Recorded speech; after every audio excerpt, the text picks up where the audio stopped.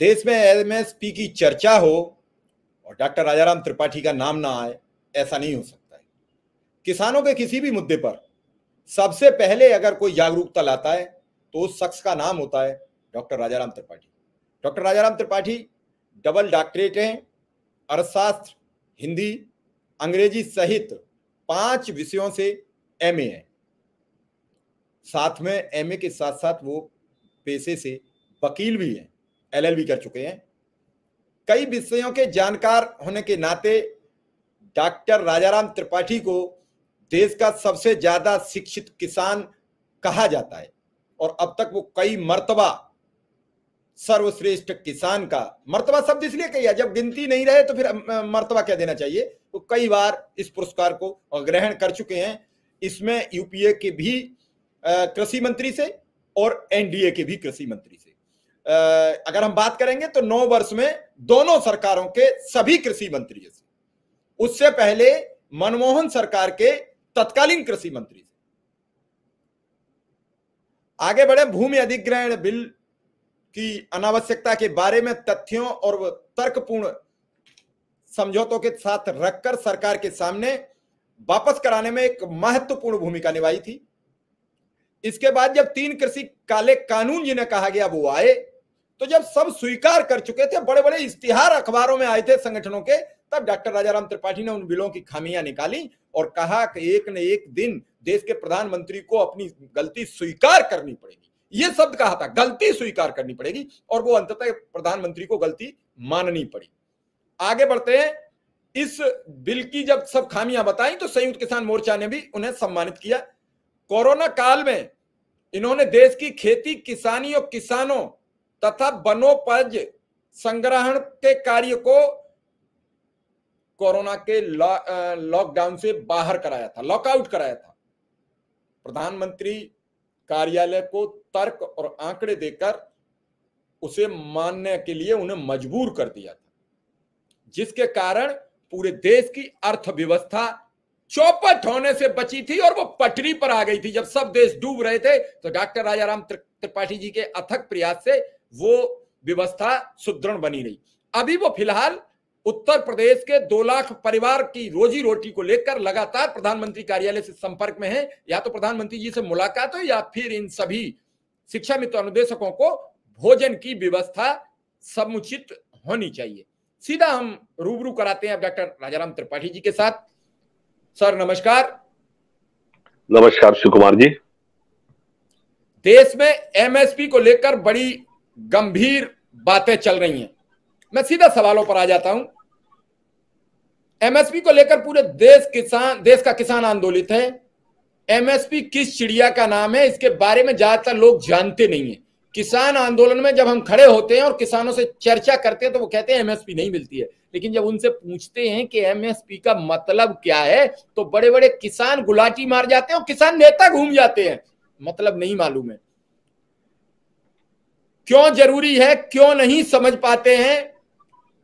आम आदमी को लगने लगा है कि किसान तो हमेशा ही परेशान रहता है, कोई ना कोई बहाना बनाकर सड़क पर बैठने का वो मंसूबा पाल कर रहता है।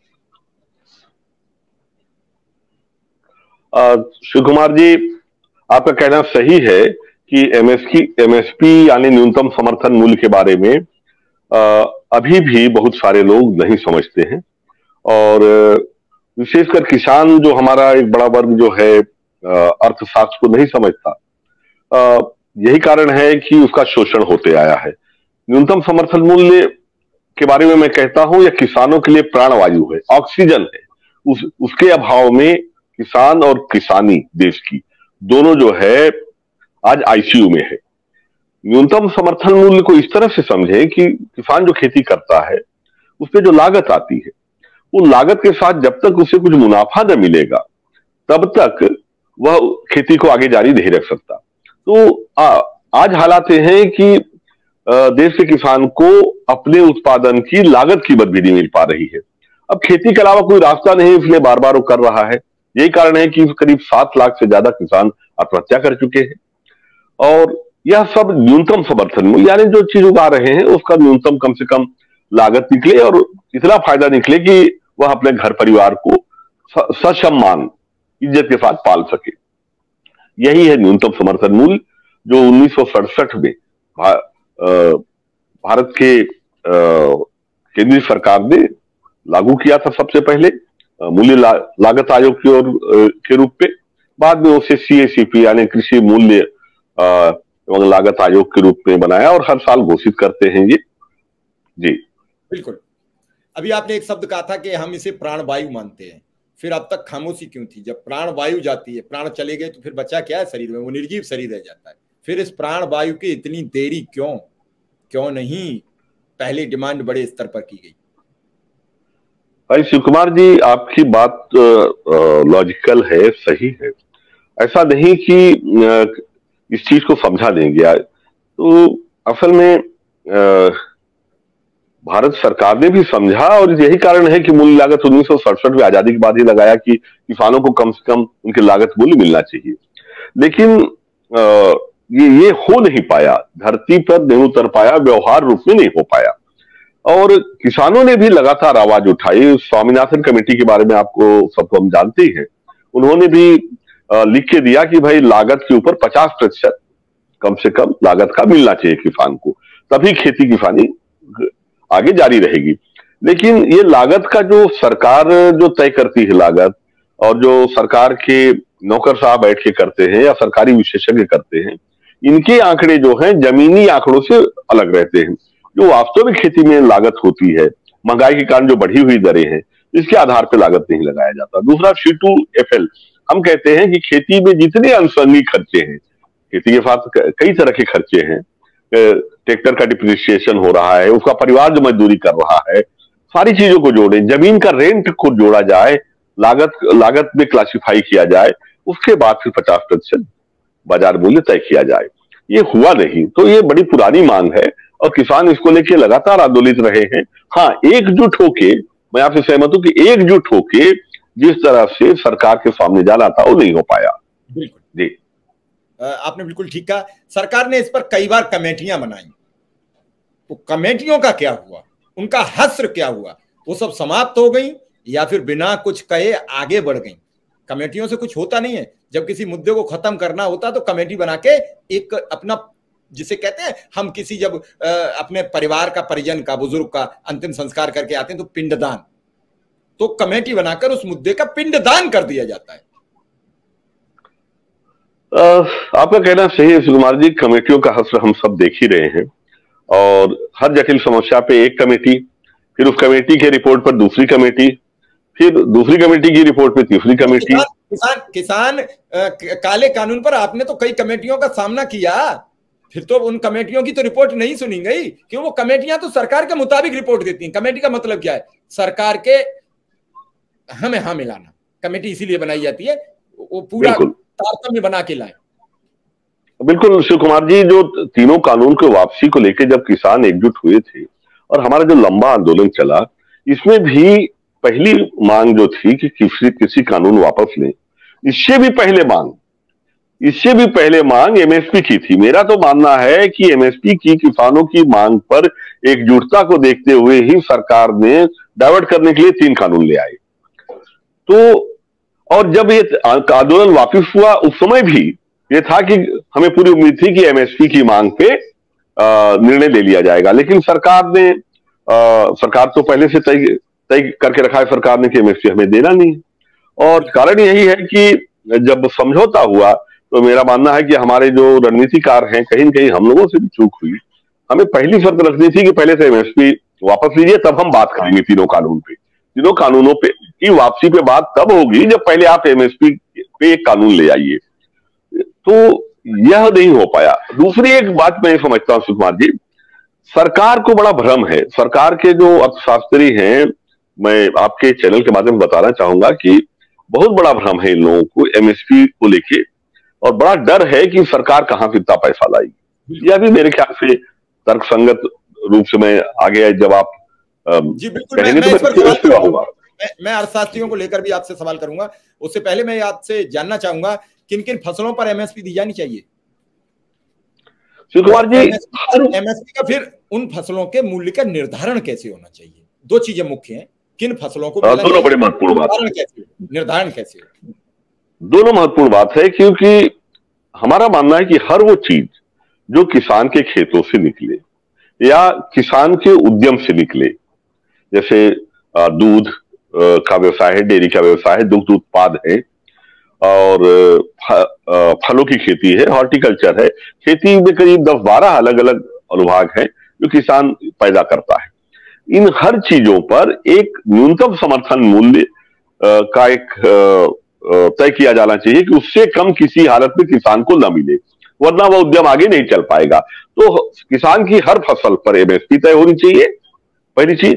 और एमएसपी जब तय की जाती है तो वो दिल्ली में बैठ के सीएसीपी के आयोग के लोग, जिन्हें मेरा मानना है कि जमीनी जो समझ होनी चाहिए, वो जमीनी समझ के किसानों को भी साथ में लेना चाहिए। किसानों के साथ मिल बैठ के अलग अलग क्षेत्रों में आप जानते हैं खेती को लेकर अलग अलग भिन्नताएं भी हैं, फसलों को लेकर भिन्नताएं हैं, समस्याओं को लेकर भिन्नताएं हैं। इसलिए हमें एक समेकित इंटीग्रेटेड पॉलिसी बनाने के लिए किसानों के साथ मिल बैठ के बनाना चाहिए।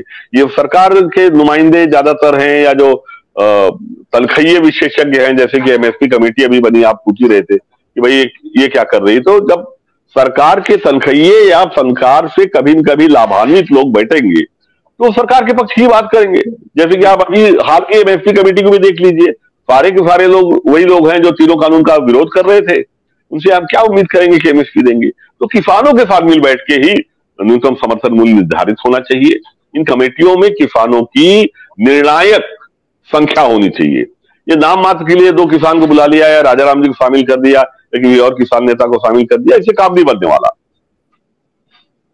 देश के अर्थशास्त्री पर आप सवाल कर रहे थे, मैं वही सीधा आ रहा हूं मुद्दे पर। कुछ अर्थशास्त्रियों के द्वारा कहा जाता है कि अगर एमएसपी दे दी तो सरकार लुट जाएगी, सरकार का खजाना खाली हो जाएगा। आपने तो अर्थशास्त्र से ग्रेजुएशन, पोस्ट ग्रेजुएट सब कुछ किया है, कैसे देख रहे हैं जब देश लुट जाएगा तो एमएसपी की मांग क्यों कर रहे हैं? एक अर्थशास्त्री से सवाल है मेरा, ना कि किसान नेता से। शिव कुमार जी, पहली चीज तो बड़ा मिथ है, बड़ा भ्रम है जो फैलाया जाता है कि एमएसपी अगर लागू हो जाएगी या देश के सारे किसानों का सारा उत्पाद किसान खरीदेगी तो पैसा कहां से लाएगी। कोई बताते हैं 16 लाख करोड़ लग जाएंगे इसको खरीदने में। मैं बार बार कहता हूं कि जनाब आप हमसे खरीदिए ही मत।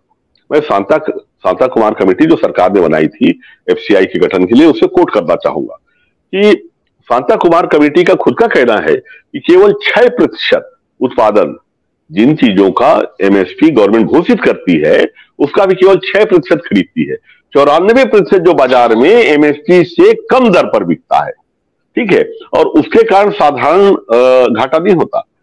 हमारा अनुमान है, उन्होंने भी कहा है, लगभग 5 लाख करोड़ हर साल किसान का नुकसान हो रहा है उसके कारण।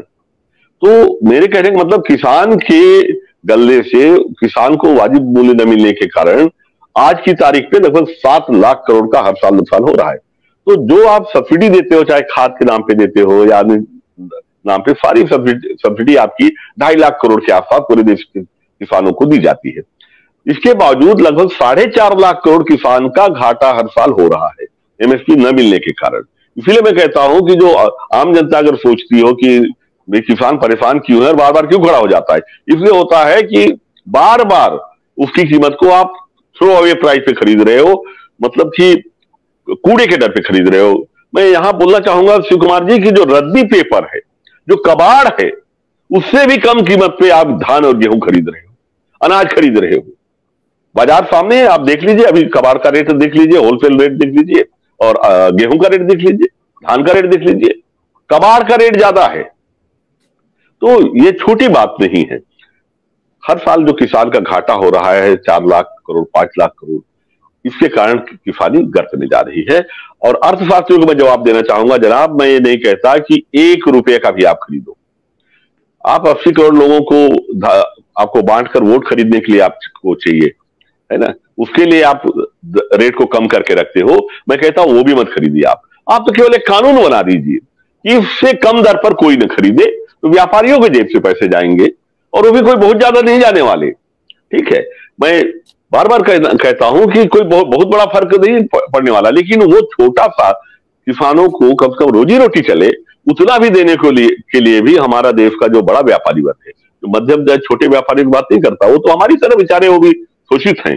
लेकिन जो बड़े व्यापारी हैं, जो मोनोपोली कर रहे हैं, जो अनाज पे माफिया हैं, जो इंपोर्टर बड़े बड़े हैं, ये लोग जो नीति तय कराते हैं, सरकार के मंत्रालयों की नीति, उनकी कलम पकड़ के जो लिखवाते हैं कानून, वो नहीं चाहते, क्योंकि उनकी थैली थोड़ी भी उसका मुंह खुले और किसान के जेब में कुछ भी जाए, वो नहीं चाहते। इसके कारण नहीं हो रहा है। बिल्कुल आपने ठीक जवाब दिया है कि जब 6% खरीदती सरकार है तो 94 बाहर के लोग खरीदते हैं, और वो जब नीति लागू हो जाएगी तो 94% सरकार थोड़ी खरीदेगी, जो सरकार का नुकसान कहाँ होगा।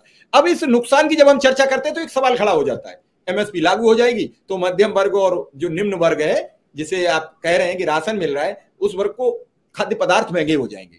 हमेशा अर्थशास्त्री ये एक अपना सवाल बाजी ठोंक के और एक आम जनमानस में ये भूमिका तय कर देते हैं कि एमएसपी मत बढ़ाने दीजिए वरना आपको सारे पदार्थ महंगे मिलेंगे। प्रभु, हम उनसे जानना चाहते हैं, गेहूं 2300 रुपया क्विंटल बिक रहा है, फिर आटा 40 रुपया क्यों? सुकुमार जी, आपने बेहद मुझे लगता है इस बार आप इंटरव्यू की बहुत तगड़ी तैयारी करके आए। यह सवाल वास्तव में बार बार एमएसपी को लेकर देश की कृषि अर्थव्यवस्था को लेकर उठाया जाता है। मेरा मानना है कि आज भी शिव कुमार जी 16 रुपया 17 रुपया किलो में गेहूं बिक रहा है। उसी गेहूं का आटा बड़ी बड़ी कंपनियां, आप चले जाइए किसी सुपर माल में, 70 रुपए किलो में बेच रही हैं। आप जरा सोचिए, 16 रुपए की चीज को खाली पीस के पैकिंग करके ब्रांडिंग करके 70 रुपया, यानी लगभग 5 गुना कीमत पे बेचा जा रहा है। 500% मार्जिन किसको कहते हैं? मैं बार बार कहता हूं कि एमएसपी तय कर दीजिए कृषि उत्पादों की, साथ में एमआरपी भी तय कर दीजिए कि मैक्सिमम कितनी प्राइस पे व्यापारी से बेचेंगे। भाई साहब, गेहूं अगर आपने 22 रुपया रख दिया तो आप 5 रुपया इसकी पिसाई का, साफ कराई का रख दीजिए, 2 रुपया पैकिंग का, तो 27 रुपया। भाई 30 रुपए से ऊपर तो आटा नहीं बिकना चाहिए। एमएसपी आप दे रहे 25, किसान भी खुश, 25 रुपया किलो या 30 रुपया किलो जो भी लागत आ रही है, 30 रुपया आप वो दे दीजिए और 5 रुपए आप पैकेजिंग और पिसाई की दे दीजिए, 7 रुपए दे दीजिए। तो 35 रुपए से ऊपर बेहतरीन आटा इस देश में नहीं बिकना चाहिए। लेकिन 70 रुपए में क्यों बिक रहा है? ये जो लूट है, ये मध्यम वर्ग की कमाई पे, उसके नौकरी से मिली हुई तनख्वाह की लूट है। इसे भी रोका जाए तो मैं कहता हूं कृषि उत्पादों का एमएसपी यानी न्यूनतम समर्थन मूल्य या मिनिमम सपोर्ट प्राइस भी तय हो, साथ ही साथ उनका maximum retail price, maximum sale price, मैं एमएसपी 2 हो गई, मिनिमम सपोर्ट प्राइस और मैक्सिमम सेल प्राइस का अधिकतम वो कौन सा मूल्य हो जिसमें बिके, ये दोनों तय कर दीजिए तो मध्यम वर्ग का मेरा मानना है 20 से 25% बचत हो जाएगी। और यही सरकार को करना चाहिए। सरकार को खरीदने के लिए मैं नहीं बोलता, आप क्यों खरीदते हो? 6% खरीद रहे हो, मैं हाथ जोड़ लेता हूं साहब, वो भी मत खरीदो। देश 1 अरब 42 करोड़ लोग खाएंगे ना, खाएंगे तो व्यापारी उसे खरीद के प्रोसेस करके बेचेंगे ना, उन्हें करने दीजिए। आप क्यों व्यापार करते हो? आप क्यों 5 किलो चावल हर एक घर में पहुंचा के आप वोट खरीदने के लिए जो रणनीति निकाले हैं, अपनी फोटो छाप के बोरे में आप जो घर घर पहुंचा रहे हो? ये कोई किसानों का दल न गया था आपके पास, ना कोई भूखे दंगों का दल गया था कि प्रभु हम भूखे मर रहे हैं, 5 किलो हमारे यहाँ पहुंचाओ। ये इससे जो सियासत है किसान के नाम पे, वो बंद होनी चाहिए।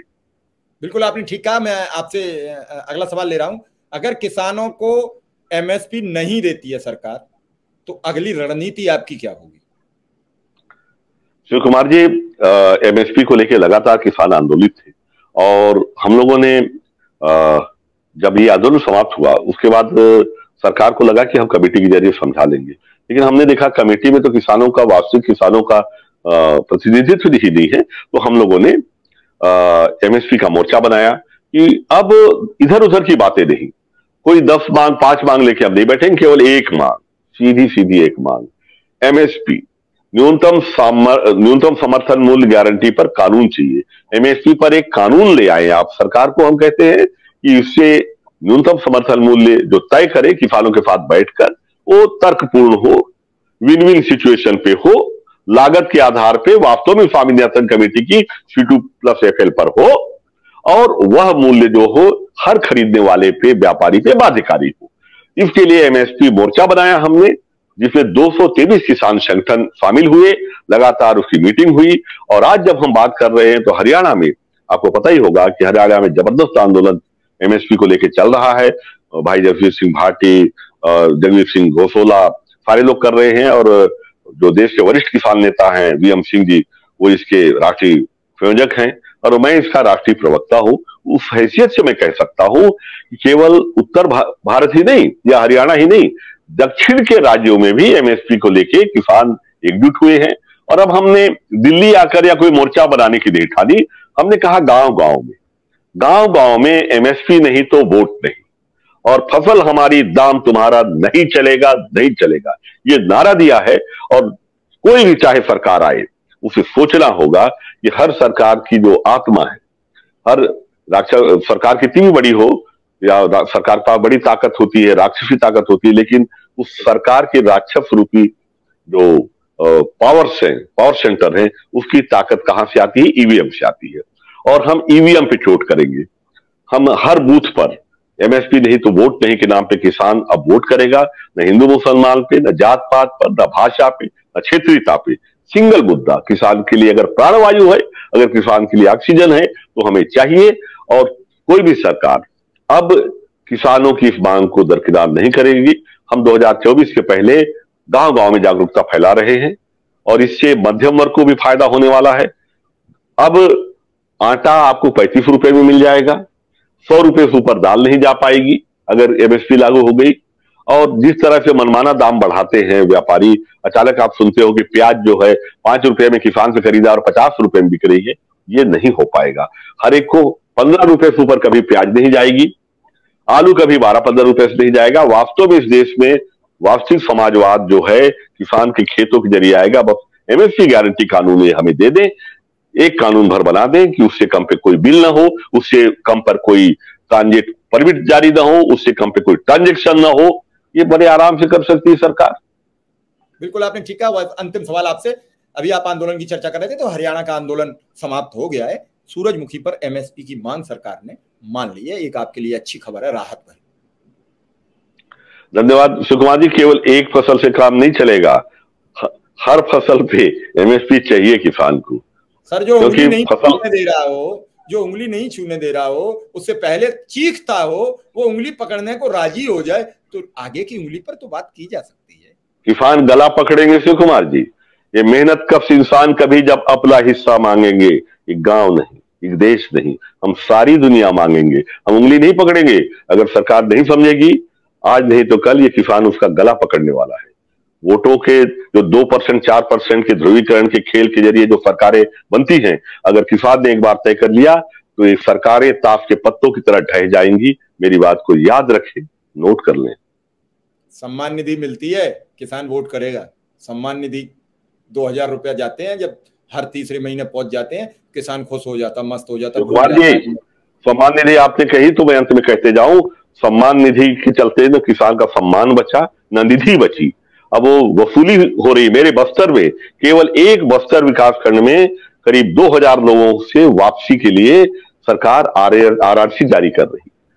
वसूली हेतु तहसील के द्वारा नोटिस चल रही कि आपका घर जमीन कुर्क कर दिया जाएगा, हमने गलती से आपको पैसा दे दिया। तो सम्मान निधि बहुत भारी पड़ने वाली है। 2000 में किसान बिकने वाला नहीं।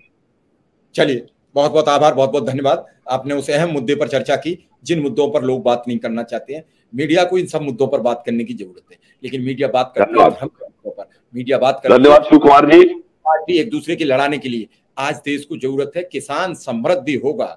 हम भारत को सोने की चिड़िया कहते थे, और वो सोने की चिड़िया तब था जब कृषि प्रधान देश का किसान पूरी तरीके से खुश था। आज किसान रोता है। हर साल लाखों की तादाद में किसान इस देश में आत्महत्या करता है। अगर एमएसपी लागू हो जाएगी तो मेरे परिवार का, मेरे देश का कोई किसान आत्महत्या नहीं करेगा।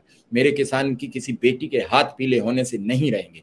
मेरे किसी किसान के बेटे की शादी के लिए लोग पहले जमीन पूछकर शादी करते थे, आज जैसे ही बात आती है कि किसान का बेटा है, शादी वाले घर से चले जाते हैं। ये सब बड़ी बातें हैं, और समाज को इन सब मुद्दों पर जागरूक होने की जरूरत है। आज हम इस पर चर्चा नहीं करते हैं, जबकि 60% तबका आज भी किसानों का है। और जब 60% लोगों की ये हाल हो, तो क्या 40% जनता खुश रह सकती है? पूरी जनता बिना आटा खाए रह सकती है, बिना रोटी खाए रह सकती है, बिना सब्जी खाए रह सकती है? उन सब का जन्मदाता, उन सब का पैदा करने वाला किसान है। किसान बचेगा तो देश बचेगा। यहाँ लोग कहते हैं संविधान बचेगा तो देश बचेगा, यहाँ लोग कहते हैं धर्म बचेगा तो देश बचेगा। मैं कहता हूं भूल जाइए सब चीज को, पहले किसान को बचाना होगा तब देश बचेगा।